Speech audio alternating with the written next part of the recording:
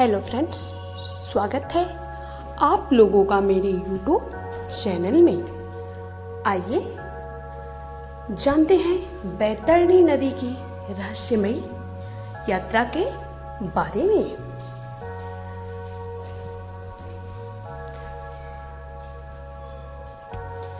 इस धरती पर जिस मनुष्य ने जन्म लिया है, एक दिन उसका अंत होना तय है, लेकिन मृत्यु के बाद सफर समाप्त नहीं होता है। इसके पश्चात जीव को अपने कर्मों के अनुसार नरक, स्वर्ग या मोक्ष की प्राप्ति होती है। नरक में मिलने वाली यातनाओं का वर्णन गरुड़ पुराण में भी देखने को मिलता है। इसमें बताया गया है कि क्या कर्म करने पर एक जीव को नरक में यातनाएं सहनी पड़ती है और कैसे कर्म होने पर कुछ जीव बैतरणी नदी में जा गिरते हैं। यह नदी यमलोक के मार्ग में आती है, जिसे शास्त्रों में बहुत भयानक और दुखदायी बताया गया है। इस बैतरणी में पापियों को उनके बुरे कर्मों की सजा मिलती है और कई प्रकार की यातनाएं सहनी पड़ती हैं। आज हम गरुड़ पुराण में बताई गई इस नदी के बारे में जानेंगे कि क्या कर्म करने पर मृत्यु के पश्चात जीव को बैतरणी नदी में ढकेल दिया जाता है। आइए जानते हैं यमराज का कैसा है संसार और कैसी है यमलोक की बैतरणी नदी। एक बार गरुड़ जी ने भगवान से पूछा कि किन पापों के कारण मनुष्य बैतरणी नदी में जा गिरते हैं। तब भगवान ने बताया कि जो लोग अच्छे कर्मों से दूर रहते हैं और हमेशा पाप कर्मों में लगे रहते हैं, उन्हें एक नरक से दूसरे नरक, एक दुख के बाद दूसरे दुख और एक भय के बाद दूसरे भय का सामना करना पड़ता है। पापी जीवों को दक्षिण द्वार के मार्ग से ले जाया जाता है।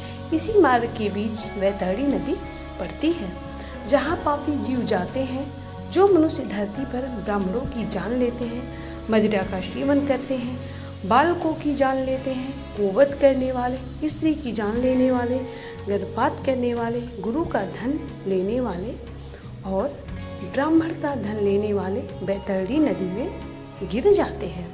जो मनुष्य ऋण लेकर उसे नहीं लौटाते, विश्वासघात करने वाले, किसी को विष देने वाले, गुणवानों से ईर्ष्या रखने वाले और उनके गुणों की प्रशंसा न करने वाले, लोगों को खुद से नीचा समझने वाले और उनका सम्मान न करने वाले, सत्संगत से दूर रहने वाले, तीर्थों, सज्जनों, गुरुजनों और देवताओं का अपमान करने वाले, पुराण, वेद, न्याय और वेदांत को दूषित करने वाले जीव, दुखी व्यक्ति को देखकर प्रसन्न होने वाले, दूसरों को दुख देने वाले और दुर्वचन बोलने वाले जीव को बैतरणी नदी में जा गिरते हैं। ये सभी अधर्मी जीव रात दिन विलाप करते रहते हैं और यम मार्ग में जाते हैं।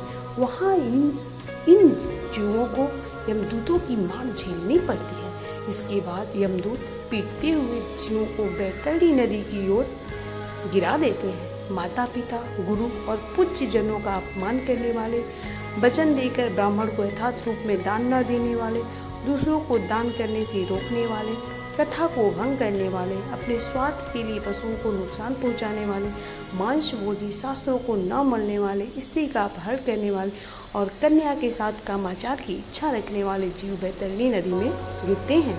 ये सभी मार्गों की यातनाएं झेलने के बाद यम के भवन में पहुंचते हैं और यम की आज्ञा से दूत आकर दोबारा पापियों को बैतरणी नदी में ढकेल लेते हैं। भगवान बताते हैं कि बैतरणी नदी कष्ट प्रदान करने वाले सभी प्रमुख नरकों में से सबसे अधिक कष्टप्रद है। इसी कारण यमदूत पापियों को इस नदी में फेंक देते हैं।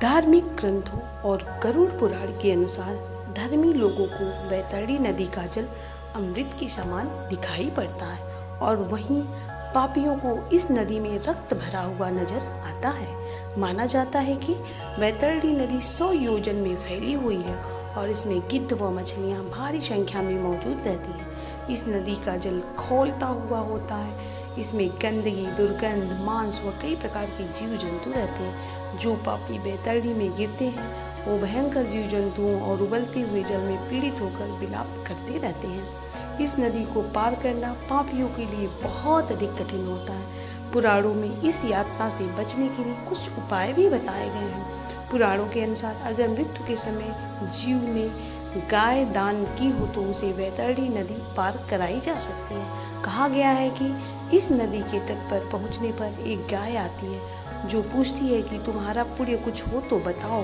जिन्होंने गाय का दान किया होता है वह गाय की पूंछ पकड़कर इस भयानक वैतरणी नदी को कुशलतापूर्वक पार कर सकता है।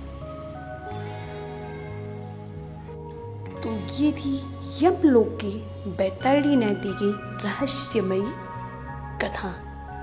तो ये जानकारी कैसी लगी आप लोगों को? अगर अच्छी लगी हो तो इस वीडियो को लाइक करिए, शेयर करिए और हमारे चैनल को प्लीज़ सब्सक्राइब कीजिए। धन्यवाद।